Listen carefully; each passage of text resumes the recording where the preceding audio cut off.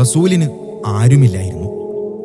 ഉമ്മയുടെ ഉദരത്തിലുള്ള വേളയിലായിരുന്നു വാപ്പയെ നഷ്ടപ്പെട്ടത്. കുട്ടിത്തം മാറാത്ത 6-ാം വയസ്സിലായിരുന്നു ഉമ്മ യാത്രയായത്. കൈപിടിച്ചു നടത്താൻ ജ്യേഷ്ഠനോ കൂടെ കളിക്കാൻ അനുജനോ ഇല്ലായിരുന്നു. കളിച്ചിരി വർത്തമാനങ്ങൾ പറയാൻ ജ്യേഷ്ഠത്തിയോ അനുജത്തിയോ ഇല്ലായിരുന്നു.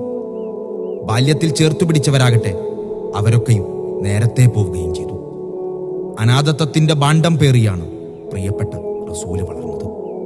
അവിടത്തെ ഏറ്റവും പ്രിയപ്പെട്ട ഇളയുപ്പയായിരുന്നു ഹംസത്തുൽ കറാർ.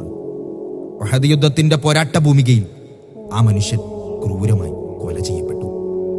ഹിന്ദ് എന്ന പെണ്ണ് അടിമത്തത്തിൽ നിന്നും മോചിപ്പിക്കാമെന്ന വാഗ്ദാനം നൽകിയപ്പോൾ അത് കേട്ട് വഹ്ഷി എന്ന അടിമ പാറക്കല്ലുകൾക്കിടയിൽ ഒളിഞ്ഞിരുന്നു അദ്ദേഹത്തെ ചാട്ടുളിയെറിഞ്ഞു വീഴ്ത്തി. വീണുകിടന്ന അദ്ദേഹത്തെ ക്രൂരമായി കൊന്നു, ശരീരം വികൃതമാക്കി.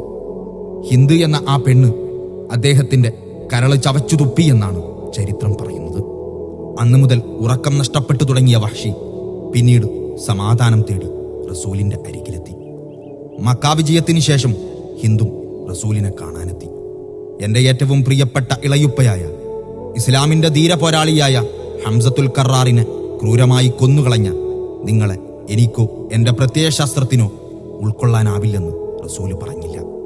പകരം അവരെ അനുചരന്മാർക്കിടയിലേക്ക് ചേർത്തുവെച്ചു. കാരുണ്യത്തിന്റെ, സഹിഷ്ണുതയുടെ ഉദാത്ത മാതൃകയായിരുന്നു